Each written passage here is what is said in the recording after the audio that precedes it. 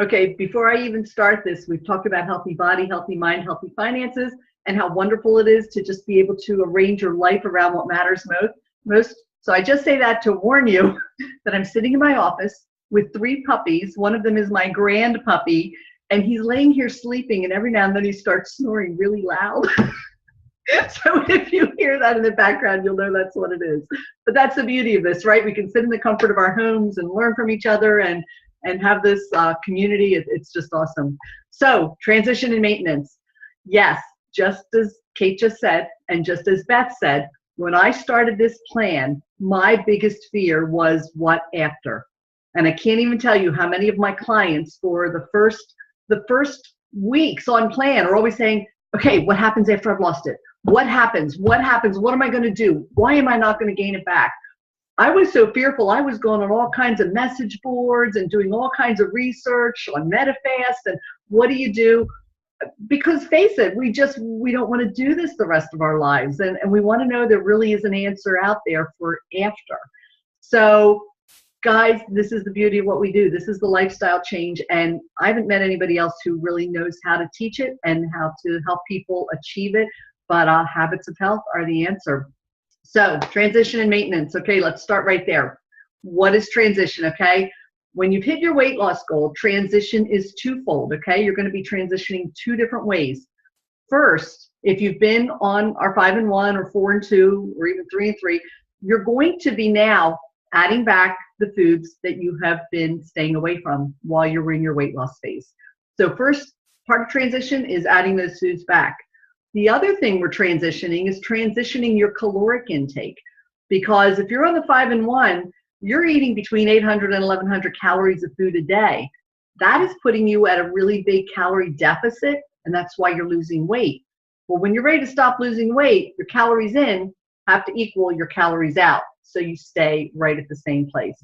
So now we're going to be transitioning and adding calories to transition you up to the amount of calories that you're going to need to be eating to maintain that perfect balance. Okay, so beginning of transitioning and bringing the foods back in. Most of you have the Optavia guide. I think you can see it. If you haven't received one recently, thank you, Christine Ames, because I didn't know until this week that they had updated it. The original Optavia guide did not include the transitioning information. This one does. So if you don't have it, make sure you get one with your next order. I think they're only $1, but it's on page 21. And I'm going to share my screen because if you haven't transitioned yet, or you're going to be helping your clients to transition too, then you're going to need to tell them how to do this. So here it is, sample transition chart, and it's really easy.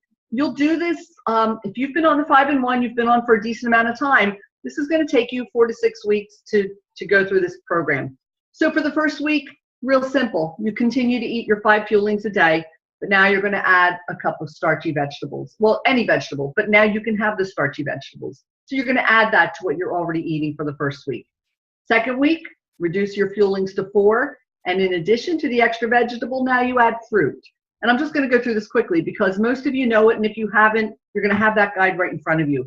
Third week, still 4 fuelings, but now you're also adding dairy. You just keep adding and adding, and this is building your calories back up in addition to bringing these foods back very gradually so your body doesn't just go into shock, suddenly eating all these things you haven't eaten for a long time. And then weeks 4 to 6, now you're down to 3 fuelings a day.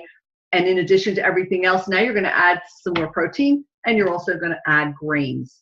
So after that, once you get to that point, you're up to about 1,500 calories. If you require more calories than that, then you're going to continue to add about 100 calories, maybe every few days or every week until you get to where you need to be. So that opens us up to the next question. How do you figure out where you need to be? So just go into the Take Shape website that you go into to place your food order. And when you get there, look here where it says our programs, click on that. And after you've clicked on our programs, you're going to go down here to the Optimal Health 3&3 plan. This is Optimal Health now, not Optimal Weight. And when you scroll down to the bottom, you will see a little chart. It's called a TEE calculator, which means total energy expenditure. So this is basically going to tell you how many calories you use up in a day. So if that's what you use up, then you want what goes in to equal what goes out. So real simple. We'll just do a really dummy one quickly to show you how it works. So your goal weight, say you're 100, I meant to say 40, I got two things. We'll say 140 pounds. We'll say you're 5 feet 4 inches, and say you're 50 years old. This is so not me, but now the big something that's going to determine this very greatly is going to be your activity level. So if you're only slightly active, and that means light exercise or sports 1 to 3 days a week, that's only slightly active. Boy, you know, if you're just sitting at your desk most of the time and maybe walking the dog for 5 minutes a day, you're probably going to fall into the sedentary range. So let's say you're slightly active. Click on that. Now calculate your TEE, and your TEE is 1,707 calories a day. Now you just came off 1,100 calories maximum a day, and you can eat 1,700 calories a day and maintain your weight. If you like to eat, how exciting is that? You can eat a lot of food and a lot of good food and maintain and continue to move toward optimal health. Now let me show you how quickly this changed. This is somebody who's only slightly active. Let's say you're very active and recalculate it. 2,142 calories. So look at how the activity is so greatly going to affect how much you can eat, okay? So let's just go back to slightly active just to take you to the next step. So we're at 1,700 calories. Now all you have to do is jump right over here to a sample meal plan, click on the 1,700 calorie meal plan, and bam, bam, bam.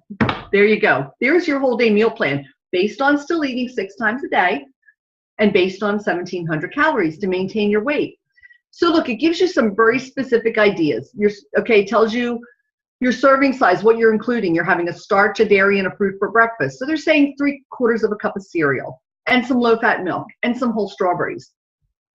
I don't like cereal. I don't want to have dairy. So now what do I do? Okay, take this. This is a great tool, but if you take that and scroll just a little bit up the page, there is something called Healthy Exchanges. And let's see, here it is, Healthy Exchange Options. Now this is a great document that you're going to want to have side by side. And listen, this sounds confusing and it sounds like a lot of work, but think about your own eating patterns. Most of us are creatures of habit. A lot of us will eat the same thing for breakfast every day of our lives, right? Maybe you'll fluctuate and have 2 or 3 different go-tos. So this takes a little planning in the beginning, but when you figure out something that works, that's just what you're going to stick with, and it's going to be really easy. So you just want to put this work in initially, and listen, you're going to do this with your health coach. We don't drop you. You know, it's not like Jenny Craig or Weight Watchers and you hit the weight and it's like, yay, congratulations, and you're out the door and that's it, you're done, and you're just left on your own. And we know what happens after that. But your health coach is going to stay with you and help you work through this. So here we go. Now, okay, I didn't want the cereal. Okay, so let's go down to, it's not the protein, we go down to, I don't know if they call it starch. Okay, we go down to the starches. So I don't want the cereal. Well, I can pick anything from this chart that is going to replace the cereal. So look, I can have a mini bagel or I can have a half of an English muffin.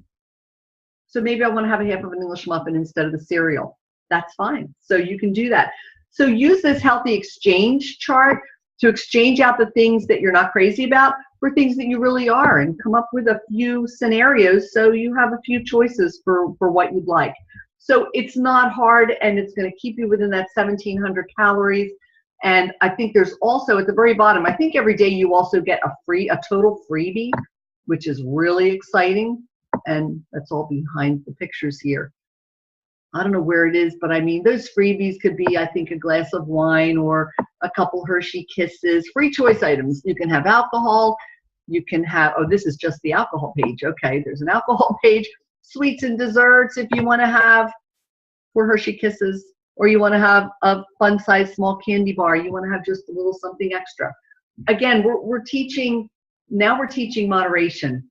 We're not saying you can never eat that cheesecake again or that pizza again. But, you know, for me, it was pizza and bread and things like that. So if I had bread in the house, I was eating 6 slices a day because it was a couple slices with each meal. You know, you had a sandwich, you had some with breakfast, and you had some with your dinner. Well, I don't even have bread in the house now because I know that's a trigger for me. But when I go out to dinner, I have bread and I totally, totally enjoy it. So it's about having the moderation now as you go forward. So this chart works beautifully. It's very, very easy to figure out and follow, gets you off to the right start. But let's look at something else. Something else I use a lot, and everybody who's heard me talk before honestly probably believes that I get paid commission to tell people about my Fitness Pal. But if you want to just track your food on your own and see, you know, what your calories are, what your macros are, because we know it's not just about the calories, it's also about like having the balanced macronutrients, right? The fat, the protein, and the carbohydrates. So here we go. When you're in my Fitness Pal, it's really great because you input whatever you eat for the day. Here's a food diary, and you can customize it. So I customized it to show 6 meals a day. So I have my breakfast, my mid-morning snack, my lunch, and you know, so on. So I have my 6 meals a day. Now you can see once you fill in what you're eating, and hey, if you're eating a bar, you just take your cell phone and there's a barcode there. You just scan the barcode and boom, it's right in the program. So it's a really easy program to use. And then you'll see at the bottom of the page, it will keep track of everything. It'll give you your totals, but it'll also show you whether you've hit your goal or whether you've exceeded your goal in any of those areas, in fat or protein or fiber. So I love that. That's really an awesome way to check it. And something I really love that one of my clients did, he just loves this. He plugs in his food in the morning that he anticipates eating that day. And then this way, he goes to this next chart and looks at this. This is your chart of your macros where you want the balance.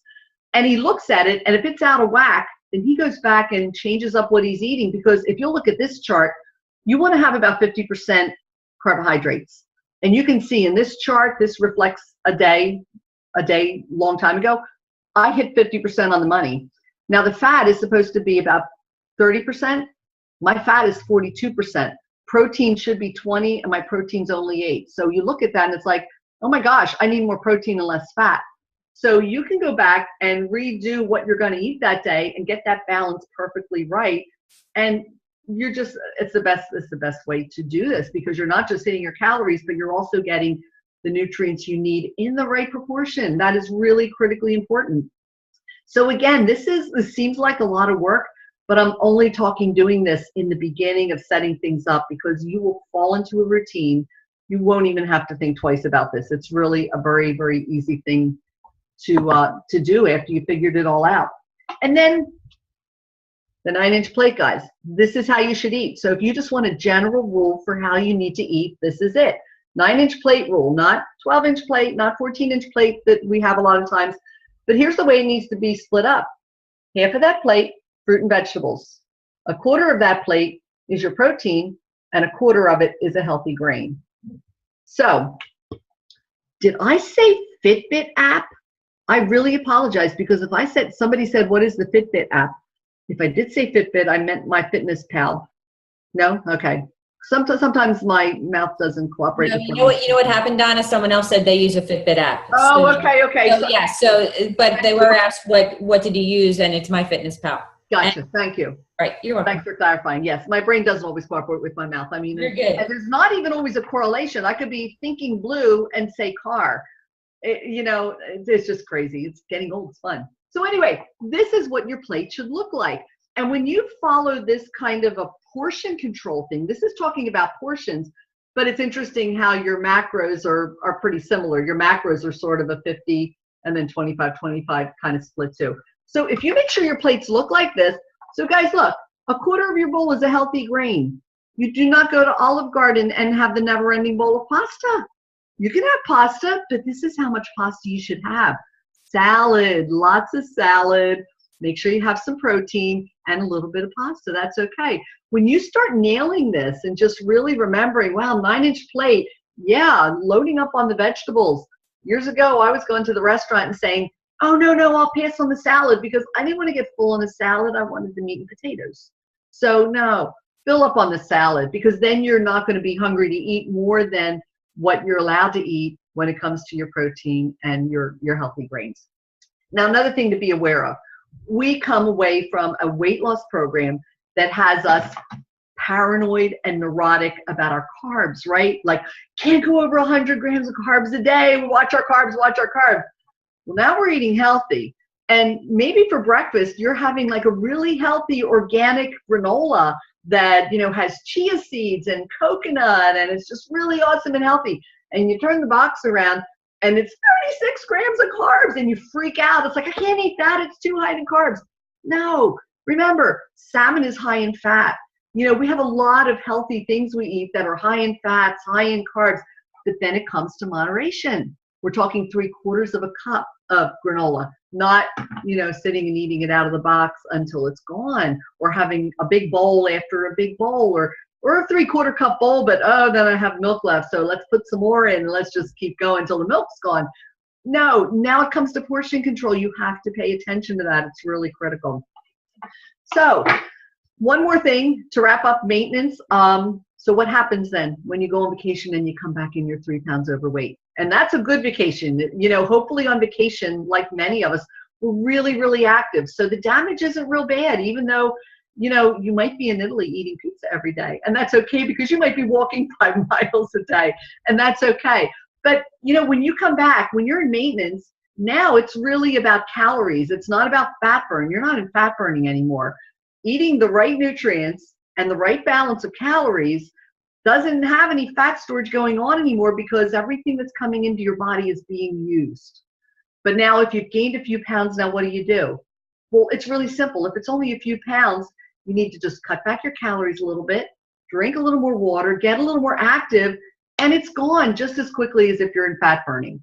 Now, if you gain 5 or 10, it's a bigger chunk and you need to get it done quicker, then, you know, you want to jump back on the 5&1 again. That's your choice, and that's great too.